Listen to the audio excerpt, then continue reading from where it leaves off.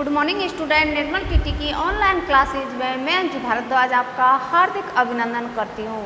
बच्चों, आज हम आपको प्रयोगशाला विधि के बारे में अध्ययन करवाएंगे। इससे पहले हमने आपको संश्लेषण और विश्लेषणात्मक विधि का अध्ययन करवाया था।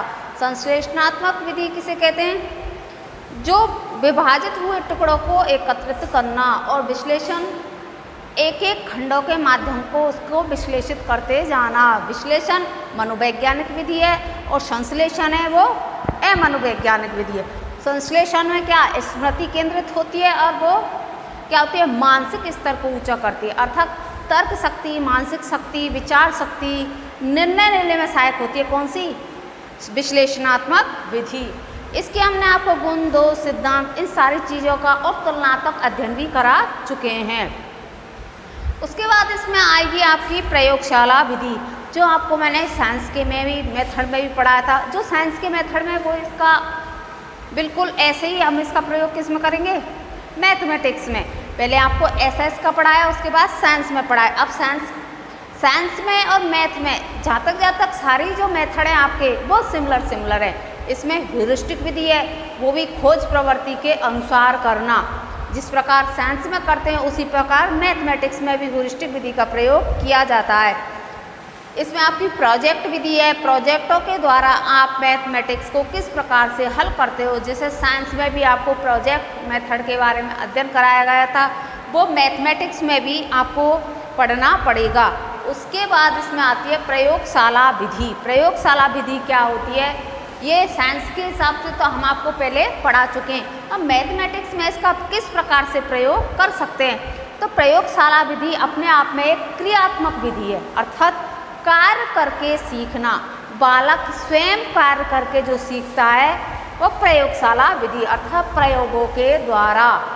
मैथ की बालक गणित के शिक्षण में इसमें क्या करेगा? गणित के शिक्षण में बालक जो कार्य करेगा, जो सवालों को सॉल्व करेगा, उसकी सत्यता जानने, असत्यता जानने, अर्थात निष्कर्ष पर निकलने पर बालक कितना सफल होता है उसकी जांच करना। ये विधि भी सूक्ष्म से स्थूल से और सूक्ष्म की ओर करती है। स्थूल से और सूक्ष्म की ओर इंगित करती है। कौन सी? प्रयोगशाला विधि। और ज्ञात से और अज्ञात की ओर। अब ज्ञात से और अज्ञात की ओर, इसको हम पहले भी आपको अध्ययन करा चुके हैं। ये क्या है? ज्ञात से और अज्ञात की ओर, स्थूल से और सूक्ष्म की ओर। जो बड़ा है, विस्तृत है एकदम, उसको सूक्ष्म रूप में अर्थात निष्कर्ष में पहुंचाना। आपका जो सवाल है फंडामेंटल जो भी आपको करवाना है उसको क्या होगा? बड़ा लेवल का ही तो होगा, पूरा बिखरा हुआ होगा, स्थूल होगा। उसके जो नियम सिद्धांत, अर्थात जो फॉर्मूला, जो सिद्धांत हम उसमें लगाएंगे उसको क्या कहते हैं? सूक्ष्म की ओर। यह भी जो प्रयोगशाला विधि है वो स्थूल से और सूक्ष्म की ओर अग्रेसित होती है। प्रयोगशाला विधि वास्तविक क्रिया पर आधारित है तथा उसे नियंत्रित एवं व्यवस्थित करने पर जोर देती है। इसमें प्रत्येक व्यक्ति का लेखा जोखा करना होता है। मैथमेटिक्स के अंतर्गत प्रयोगशाला विधि के माध्यम से जो भी हमने डेटा एकत्रित किए, जो भी हमने आंकड़े एकत्रित किया, उसका प्रत्येक आंकड़े का लेखा जोखा किसके माध्यम से किया जाता है? प्रयोगशाला विधि के द्वारा किया जाता है। तथा निरीक्षण द्वारा ही किसी निष्कर्ष पर पहुंचते हैं और किसी सिद्धांत विशेष को प्रतिपादित करते हैं। किसको? सिद्धांत को क्या कर देते हैं? प्रतिपादित। मैंने कहा ना, जैसे हम कोई सवाल लेंगे, जैसे आपको साधारण ब्याज का क्या बताया था? मूलधन बट इंटू दर और समय। ये आपको क्या एक फॉर्मूला बता दिया, एक सिद्धांत बता दिया। तो पहले जो आपको जो क्वेश्चन दिया था, इतने वर्ग मीटर के इतने, तो मूलधन कितना ज्ञात होगा, या उसका क्षेत्रफल ज्ञात कीजिए, या उसकी दर क्या होगी, वो सारा क्वेश्चन आपको दे दिया। अब इसमें कौन सा सिद्धांत लगेगा, कौन सा सिद्धांत फिट होगा? तो ये निरीक्षण और निष्कर्ष की, निरीक्षण तथा किसी निष्कर्ष पर पहुंचते ही किसी सिद्धांत विषय को प्रतिपादित करती है। कौन सी? प्रयोगशाला विधि के। इससे आपको ये सिद्धांत, ये फॉर्मूला इससे निकलता है। तो वो स्थूल से सूक्ष्म की ओर एक जो हम चीज़ बतलाना चाहते हैं अथवा जो सिद्धांत देना चाहते हैं उस सिद्धांत को सिद्ध करना। ज्ञात से अज्ञात की ओर हम इस फंडा को नहीं जानते, और जो चीज़ हमें ज्ञात है, सवाल है जो हमारे सामने है उसको हमें पता है, पर किस विधि से होगा, किस माध्यम से होगा वो हम नहीं जानते, तो उसकी ओर अग्रेसित करना। कौन सी विधि के द्वारा? प्रयोगशाला विधि के द्वारा।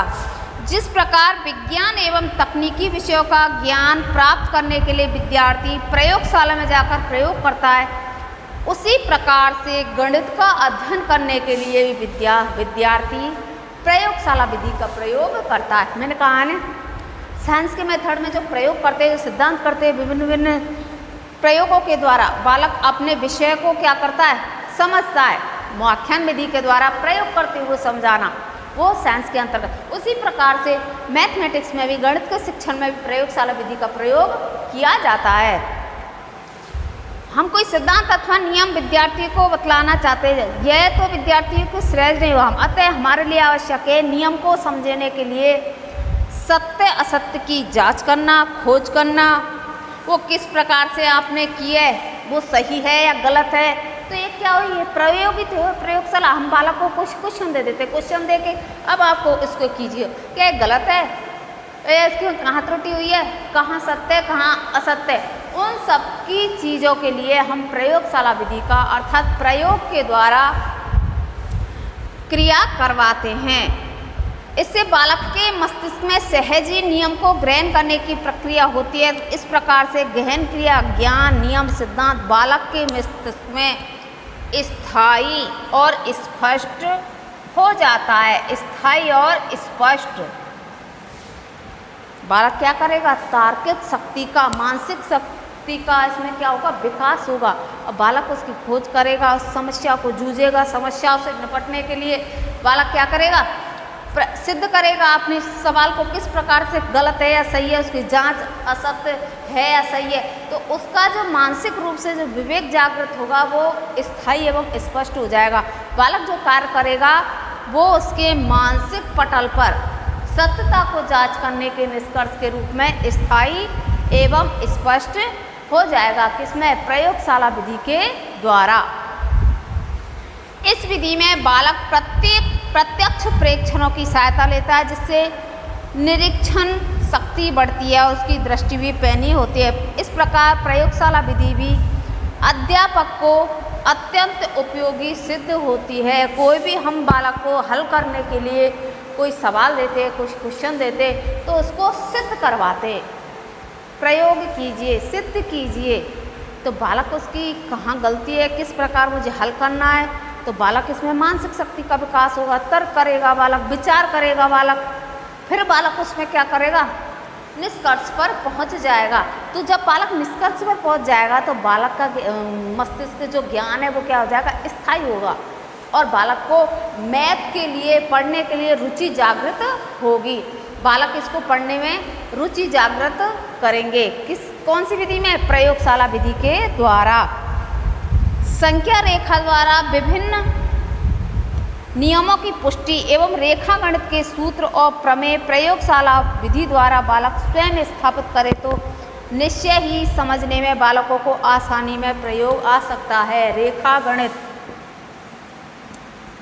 गणित और संख्या ज्ञान के लिए, संख्या ज्ञान और रेखा गणित में बालक अगर प्रयोगशाला विधि के द्वारा या प्रयोग के द्वारा बालक स्वयं इसका अध्ययन करे तो बालक का ज्ञान क्या हो जाएगा? स्थायी हो जाएगा। और बालक इन चीज़ों को बारीकी से, मतलब बालक वैज्ञानिक रूप से खोजी प्रवृत्ति का हो जाएगा, और उसकी सोच बिल्कुल जैसे साइंटिस्ट होते हैं ना, बिल्कुल उसको केवल ये तो निकलता है कि इसकी परत, इसके नीचे कैसे परत आई, उसके नीचे फिर किस हिसाब से आई, ये कैसा तंतु बना, तो उस हिसाब से बालक खोजी प्रवृत्ति का हो जाएगा। जैसे सैनिक होते हैं जो कहीं कोई मर्डर हो जाता है या कहीं कुछ रखड़ा होता है तो कुत्तों को ले जाते हैं सूंघते सूंघते, ऐसे ही बालक की प्रवृत्ति हो जाती है खोजने की, उस सत्यता को जानने की, कहाँ पर इसमें त्रुटि हुई है। तो रेखा गणित एवं संख्या ज्ञान के लिए भी बालक आसानी से प्रयोग कर सकता है। इस विधि द्वारा इस विधि द्वारा उतनी लगन और उत्साह के साथ शिक्षा ग्रहण करेगा जितनी खेल विधि एवं क्रिया विधि से बालक करता है। छोटे छोटे बच्चों के लिए यह विधि अत्यंत आकर्षित होगी। जी हाँ, कैसे आकर्षित होगी? मैंने बताया ना एक बार आपको उदाहरण, जैसे आपको रेखा गणित का प्रयोग करना है, वो उसका अंक गणित का, तो कोई ऐसी खेल जैसे फ्रोबेल की खेल विधि है, उसमें क्या करते हैं अपन खेल के माध्यम से या क्रियात्मक के माध्यम प्रयोग के द्वारा बालक को जैसे मैजिक दिखा रहे हैं ना हम, कोई जादू, उस जादू के अनुसार बालक को प्रयोग करके जैसे गिनती सिखानी है या फिर बालक को आपको क्या करना है, पहाड़े सिखाने, तो प्रयोग के द्वारा पहले बालक को इस हिसाब से बैठाइए जिससे बालक को सारी चीज़ समझ में आ जाए, मल्टीप्लाई करके या डांस करके, खेल में जैसे उस विधि में, उसमें भी बालक छोटे बच्चों के लिए ये विधि बहुत ही लाभकारी सिद्ध होती है। प्रयोगशाला विधि के सिद्धांत। अब आपको प्रयोगशाला विधि के क्या क्या सिद्धांत होते हैं। इसमें बालक स्वयं भी सीख सकता है, स्वयं प्रयोग करके। पहले तो शिक्षक को उनमें क्या करना पड़ेगा, मैथ के प्रति रुचि जागृत करनी पड़ेगी। आप देखो इसको इससे मल्टीप्लाई कर दीजिए, ये प्रयोगित हो गए प्रयोगशाला, तो बालक को रुचि होगी, अरे ऐसे ऐसे जो गुना करते हैं, ऐसे गिनती सीखते हैं, ऐसे भाग देते हैं, तो बालक में मैथमेटिक्स के प्रति क्या होगी, रुचि जागृत होगी। और बालक वो खेल के अनुसार ही इसमें सीखना प्रारंभ कर देगा। तो इसमें आप सिद्धांत पढ़ेंगे हम, इसके बाद इसके सिद्धांत। नंबर 1 है, इसमें बताया गया व्यक्तिगत रूप से कार्य करना। नंबर 1 है, प्रयोगशाला विधि व्यक्तिगत कार्य के सिद्धांत पर आधारित है। व्यक्तिगत कार्य के सिद्धांत पर आधारित, व्यक्तिगत कार्य के सिद्धांत पर आधारित। कौन सी? प्रयोगशाला, ये इसका सिद्धांत। इसमें बालक प्रयोगशाला में बैठा हो या फिर कक्ष के अंतर्गत बैठा हो, बालक को स्वयं को ही यह कार्य करना पड़ता है। तो व्यक्तिगत आधार पर यह सिद्धांत जोर देता है कि बालक को दूसरे की सहायता न लेते हुए स्वयं, इस विधि में बालक प्रयोगशाला में अर्थात कक्षा के कमरे में बैठकर जो कार्य करता है वह व्यक्तिगत रूप से करता है तथा वह उसे शीघ्रता से सीख लेता है। इसी विधि में छात्रों के व्यक्तिगत अंतर को भी ध्यान में रखा जाता है जिससे कार्य में रुकावट नहीं आती। कुशाग्र बुद्धि वाले छात्र शीघ्रता से कार्य करते तथा मंद बुद्धि वाले छात्र धीरे धीरे। इस प्रकार प्रत्येक छात्र अपनी सामर्थ्यता से शिक्षा ग्रहण करते हैं। आप कोई, ये तो हो गई किताब की लैंग्वेज, आप कोई बालक को ऐसा क्वेश्चन दीजिए, उस सिमिलर भिन्न भिन्न प्रकार के कक्षा में बैठे हुए विद्यार्थी होते, तो उन्हीं के हिसाब से बालक को आप ऐसा क्वेश्चन दीजिए जिससे सारे बालकों पर वो क्वेश्चन हल हो जाए। तो वो बालक चाहे प्रयोगशाला में बैठा हो या कक्ष के अंतर्गत बैठा हो, तो बालक जो कुशाग्र बुद्धि, बालक स्वयं उस कार्य कर रहे होगा, स्वयं उसकी तार्किक शक्ति होगी, बालक व्यक्तिगत रूप से बिना किसी से पूछे हुए स्वयं उस कार्य को करता है। तो जो कुशाग्र बुद्धि अर्थात प्रतिभाशाली जो बालक होते हैं उसको वो जल्दी कर लेते हैं, और जो मंद बुद्धि वाले बालक होते हैं उसको धीरे धीरे कर लेते हैं। इससे बालक की व्यक्तिगत भिन्नताओं के बारे में भी पता चल जाता है, किस बालक की कितनी IQ है, बालक का कैसा स्तर है, कि कौन सा बालक कौन से विषय में कितना होशियार है। तो बालक की व्यक्तिगत भिन्नताओं के बारे में भी पता चल जाता है व्यक्तिगत आधार पर, कार्य सिद्धांत के आधार पर। तो बालक मंद बुद्धि होगा वो क्या धीरे धीरे करेगा, जो कुशाग्र बुद्धि का बालक है वो उसमें जल्दी से उस सवाल को तुरंत करके देगा। तो बालक की व्यक्तिगत भिन्नताओं को जानने के लिए ये सिद्धांत भी बहुत कारगर सिद्ध होता है। अगला जो इसमें बताया गया वह है प्रयोगशाला विधि स्वयं प्रयत्न करने के सिद्धांत पर आधारित है। ये तो हो गई व्यक्तिगत, वो हो गई स्वयं प्रयत्न। तो स्वयं प्रयत्न पर भी है, स्वयं प्रयत्न के सिद्धांत पर आधारित है। इस विधि में छात्र को आवश्यक निर्देश देकर उसी के कंधे पर समस्त कार्य को करने की जिम्मेदारी सौंप दी जाती है। इस प्रकार बालक स्वयं ज्ञान करने का प्राप्त करता है। प्रयोगशाला विधि में बालक को विकास का पूर्ण अवसर मिलता है तथा आत्मविश्वास एवं स्वाभिमान जैसे गुणों का स्वतः ही विकास होता है। बालक को स्वयं प्रयत्न करना। बालक को इसमें शिक्षक के द्वारा इंस्ट्रक्शन दिया जाता है, निर्देशन दिया जाता है, आपको जो हम क्वेश्चन दे रहे हैं उसको किस हिसाब से करना पड़ेगा, स्वयं बालक को करना पड़ता है। कौन सी में?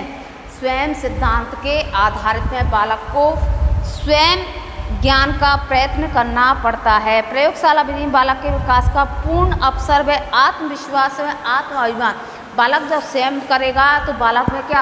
आत्मविश्वास की भावना जागृत होगी और आत्म अभिमान।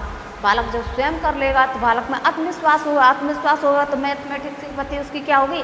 रुचि जागृत होगी। और प्रयोगशाला विधि के द्वारा क्या कर लेगा? उसमें प्रयोग के द्वारा अपनी जांच स्वयं ही कर लेगा, कहाँ पर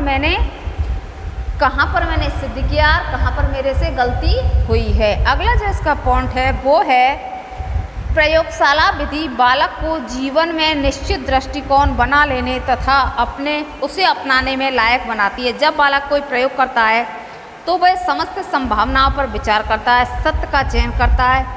प्रयोग के दौरान बालक अलग अलग दृष्टिकोण को समझाता है, जिससे अपना दृष्टिकोण निश्चित कर लेता है। जीवन से संबंधित दृष्टिकोण को निश्चित कर लेना अगला जो सिद्धांत है इसका। जीवन, बालक को जीवंत अर्थात बालक स्वयं, यहाँ पर व्यक्तिगत रूप से बालक की भिन्नता को जान लिया, यहाँ पर बालक ने स्वयं कर लिया। अब बालक के जीवन में जो कठिनाई आएंगी, बालक के सामने जो समस्या आएंगी, उनकी बालक स्वयं ही निष्कर्ष निकालना सीख जाएगा। किस विधि के द्वारा? प्रयोगशाला विधि के द्वारा।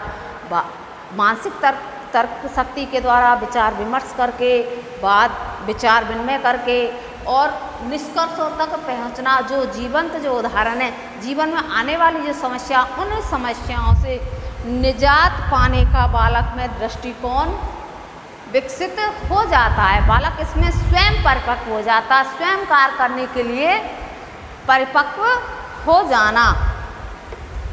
अगला जो इसका सिद्धांत है वह प्रयोगशाला विधि करो और सीखो तथा निरीक्षण करो और सीखो जैसे महत्वपूर्ण सिद्धांत पर आधारित है। करो और सीखो, करो और सीखो, करो और सीखो के सिद्धांत पर आधारित है। कौन सी? प्रयोगशाला विधि। निरीक्षण करो और सीखो जैसे महत्वपूर्ण सिद्धांतों पर आधारित है। बालक प्रयोगशाला में जाकर सक्रिय रहता होता है तथा स्वयं कार्य में संलग्न रहता है। प्रत्येक कार्य का वह बारीकी से निरीक्षण करता है तथा अपने प्रेक्षण स्वयं लेता है। उन्हीं प्रेक्षणों की सहायता से वह ज्ञान प्राप्त करता है। निरीक्षण करो और सीखो, करो और सीखो क्या है? प्रयोग करो और सीखो। बालक स्वयं प्रयोग करेगा, स्वयं उस कार्य में संलग्न होगा तो बालक ने क्या कार्य किया है, कितना कार्य किया, कहाँ त्रुटि हुई है, उसका बालक क्या करेगा? फिर निरीक्षण करेगा। निरीक्षण करेगा तो निरीक्षण करते हुए वो सीखेगा। बालक उसमें कार्य किया, कार्य करेगा तो फिर वो सीखेगा। उससे थोड़ी बहुत मिस्टेक भी हुई है तो वो उसका क्या करेगा? स्वयं ही निरीक्षण करेगा, कहाँ सत्यता कहाँ असत्यता। तो निरीक्षण करेगा तो उससे सीख मिलेगी। तो बालक में स्वयं ही निर्णय शक्ति इसमें क्या हो जाएगी? पावरफुल शक्ति बालक में आ जाएगी। आत्मविश्वास बालक का बढ़ जाएगा। निष्कर्ष लेने के लिए और निर्णय लेने के लिए बालक में के विकास में यह विधि सहायक है। अगला जो इसका सिद्धांत है वो है ज्ञान प्राप्त करने का तरीका व्यावहारिक एवं स्वाभाविक होना चाहिए। इस सिद्धांत का प्रयोग समावेश प्रयोगशाला विधि में है। इस विधि में बालक स्वयं किसी कार्य घटना को घटित होते हुए देखता है, उसी के आधार पर निर्णय लेता है। व्यावहारिक व स्वाभाविक रूप से बालक स्वयं कार्य करता है या किसी घटना के घटित होने को जब देखता है तो उस घटना से संबंधित या जो कार्य वो कर रहा है उससे संबंधित वह स्वयं ही निर्णय ले लेता है। तो इसे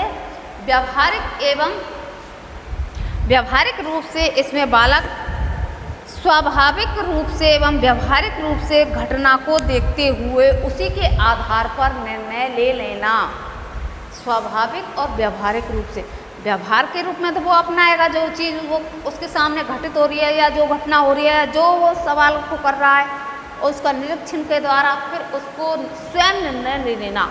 किस विधि के माध्यम से? प्रयोगशाला विधि के द्वारा। ज्ञान प्राप्त करने का तरीका ऐसा होता है जिससे स्वतंत्रता का वातावरण स्थापित हो जाता है तथा बालक उससे आनंदित हो। प्रयोगशाला विधि उपयुक्त सिद्धांत पर आधारित है। इस विधि में बालक अपनी इच्छा से कार्यरत होता है, सक्रिय भाग लेता है। इसमें बालक स्वयं कार्य करता है, स्वयं संलग्न रहता है, स्वयं संलग्न रहते हुए सारे कार्यों को करते हुए उसका निरीक्षण करते हुए सत्ता असत्यता अर्थात मानसिक शक्ति का विकास करते हुए बालक के विकास में बहुत ही सहायक है। प्रयोगशाला विधि के माध्यम से बालक निर्णय लेने के रूप में सक्षम हो जाता है। उसके भावी जीवन में जो आने वाली जो घटनाएं, जो समस्याओं से वो जूझेगा, उसके प्रति बालक का मानसिक स्तर इतना बढ़ जाता है कि बालक स्वयं ही उस कार्य को करने के लिए प्रेरित हो जाता है। अब प्रयोगशाला विधि का हम किस प्रकार से प्रयोग किया है ये आपको बता चुके हैं कि प्रयोगशाला विधि का किस सिद्धांत है, वो किस प्रकार से प्रयोग करें। बालक पहले जाकर के प्रयोगशाला में जो हम बालक को निर्देश देंगे, इंस्ट्रक्शन देंगे, आपको किस किस प्रकार से इन कार्यों को करना है, उन कार्यों के द्वारा अपने प्रयोग को या उस प्रयोग के द्वारा सिद्ध कर सकता है। अब इसमें आपको प्रयोगशाला विधि के गुणों के बारे में बताएं कि इसके द्वारा बालक में क्या क्या गुण विकसित किए जा सकते हैं।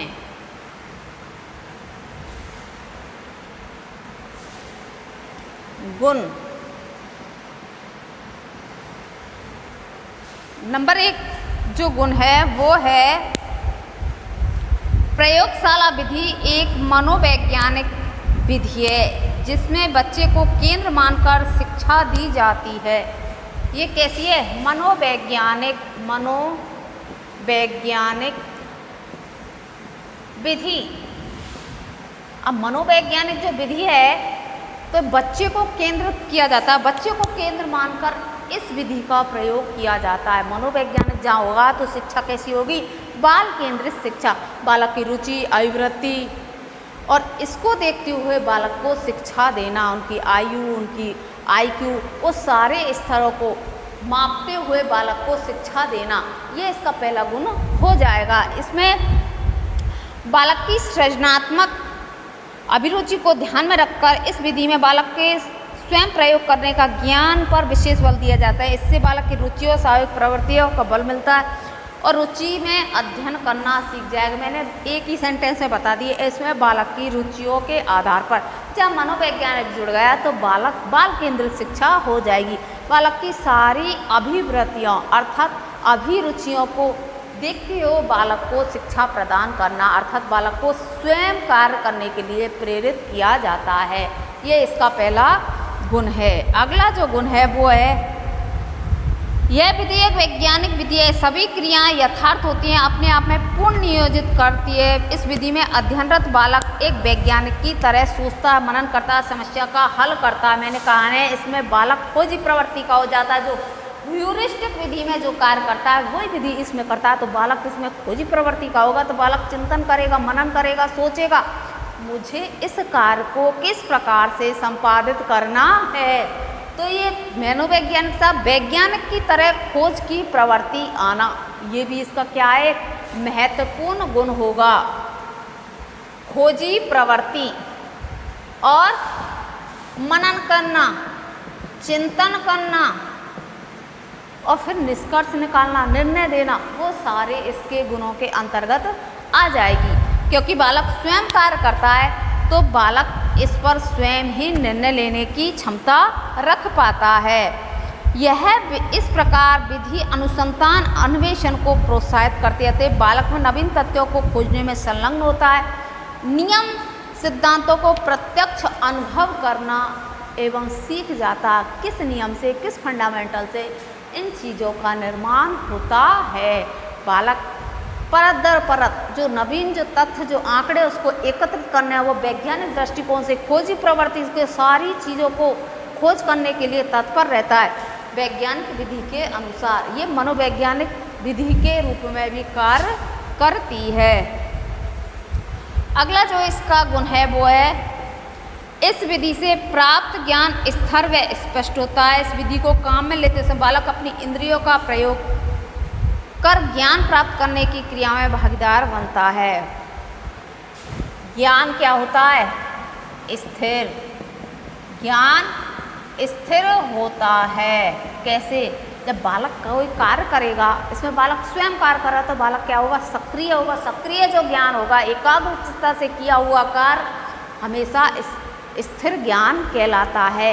ये नहीं कि आप कोई कार्य कर रहे हो, ध्यान कहीं और कर कहीं रहे हो तो वो प्रयोग फैल गया। जैसे साइंस में कर रहे हो तो आप या तो इंस्ट्रूमेंट है, कोई भी चीज़ उपकरण वो गिर गए तो ध्यान कहीं होगा तो सक्रिय नहीं होगा। बालक इसमें सक्रिय रहता है, अंतःक्रिया होती है, बालक स्वयं कार्य करता है तो ज्ञान क्या हो जाएगा? इसमें स्थिर ज्ञान हो जाएगा। इस प्रकार किए हुए ज्ञान में शंका व संशय की गुंजाइश नहीं रहती है। इस प्रकार के अध्ययन बालक की रुचि सूक्ष्म से सूक्ष्म ज्ञान को आसानी से आत्मसात कर लेता है। जब बालक स्वयं करेगा तो शंका तो होगी नहीं, क्योंकि बालक में आत्मविश्वास हो जाएगा। अगर जहाँ शंका की उसमें थोड़ी सी भी संभावना रहती है तो बालक उसका गहन अध्ययन करते हुए उसका सूक्ष्मता से अध्ययन करेगा और उस निष्कर्ष तक बालक पहुंच जाएगा। अगला जो इसका गुण है वो है यह व्यावहारिक होता है, जीवन उपयोग। बालक केवल पुस्तक पढ़कर या सुनकर ही ज्ञान प्राप्त नहीं करता, अपितु रचनात्मक क्रियाओं व प्रयोगों द्वारा ज्ञान प्राप्त। गणित के जटिल सिद्धांत प्रत्य बालक सरलता से सीख लगता है। आवश्यकता पड़ने पर उसको जब छोटी छोटी क्रियाओं के द्वारा, बालक जो छोटे होते हैं उनकी क्रियाओं के द्वारा बालक को मल्टीप्लाई करना, गिनती पहाड़ी सारी चीज़ जो सिखाई जाती हैं तो बालक की जो जटिलता है, मैथ, साइंस और अंग्रेजी में जो जटिलता है, बालक इनको क्या समझता है? कठोर, बहुत टफ हैं, ये हमसे नहीं होगा। तो उनको आसानी से प्रयोग के माध्यम से सीखा जा सकता है। तो ये भी बालक का एक बहुत ही महत्वपूर्ण गुण माना गया है। अगला जो गुण है वो है इस विधि में बालक स्वतंत्र रूप से कार्य करते हैं, जिससे व्यक्तिगत अंतर के कारण के अध्ययन में रुकावट पैदा नहीं होती है। स्वतंत्र रूप से कार्य करना, स्वतंत्र रूप से कार्य करना, जिससे बालक के व्यक्तिगत जो रुकावट उत्पन्न होती है ना, वो और नहीं ऐसे नहीं, ऐसे करना, ऐसे नहीं, किसी का इंटरेक्शन बीच में नहीं। बालक स्वतंत्र कहते थे तुम ये समस्या है तुम्हारे सामने, इसको आप सॉल्व कीजिए, या क्वेश्चन है इसको सॉल्व कीजिए, किस प्रकार से करें।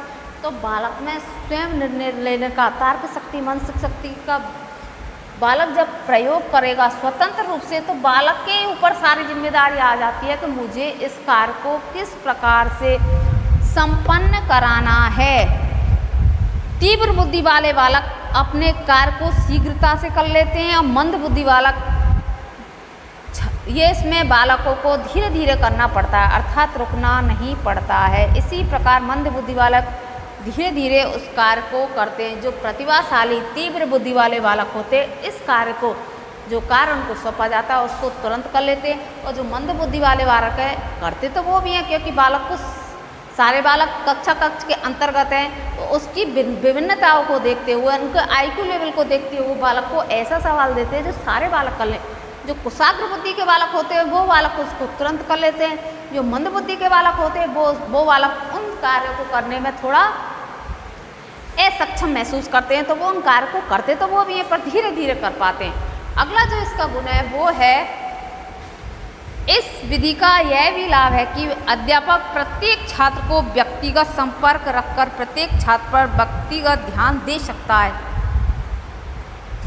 जी हाँ, कैसे? बालक की व्यक्तिगत भिन्नता को शिक्षक आराम से देख सकता है, क्योंकि जो हम क्वेश्चन देते हैं तो उसमें प्रतिभाशाली, औसत, मंद सारे बालकों का IQ लेवल पता चल जाता है। उस हिसाब से शिक्षक का दायित्व है उन बालकों को संपर्क में रहे, उनको उचित मार्गदर्शन दें, उचित दिशा में उनको प्रयासरत रहते हुए कार्य करवाएं, जिससे प्रतिभाशाली बालकों में और निखार आए, मंद बुद्धि बालक है वो थोड़े ऊपर आए, औसत बुद्धि के प्रतिभाशाली के रूप में आए।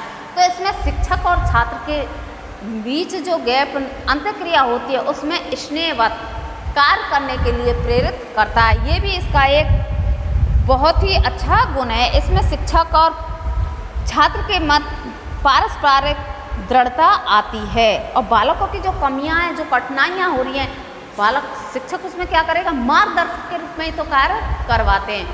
अगला जो इसका गुण है, लास्ट है, वो है इस विधि में बालक एक साथ कार्य करने में संलग्न रहते हैं, एक दूसरे को कार्य को देखते हुए आवश्यकता अनुसार सहायता सहयोग करते हैं, जिससे बालक में सहयोग की भावना पनपती है। बालक को आपने दे दिया प्रयोग के द्वारा कोई कार्य से कुशाग्र बुद्धि कर लेंगे। जो मंदबुद्धि बालक हैं उनमें हेल्प करने की भावना जागृत हो पाती है। कौन सी विधि के द्वारा? प्रयोगशाला विधि के द्वारा बालक में आपस में सहयोग करना, एक दूसरे की सहयोग की भावना उत्पन्न करना। तो आज हमने आपको प्रयोगशाला विधि के बारे में अध्ययन करवाया। मैथमेटिक्स के लिए प्रयोगशाला विधि का क्या महत्वपूर्ण रोल है, जो साइंस में है वही मैथ में उसका कर देंगे हम डिवाइडेशन। छोटे बच्चों के लिए यह विधि बहुत ही लाभदायक सिद्ध होती है। आशा करती हूँ आज आपको प्रयोगशाला विधि समझ में आई होगी। अगली क्लास में हम दूसरी मेथड के बारे में अध्ययन करते हैं। तब तक के लिए नमस्कार।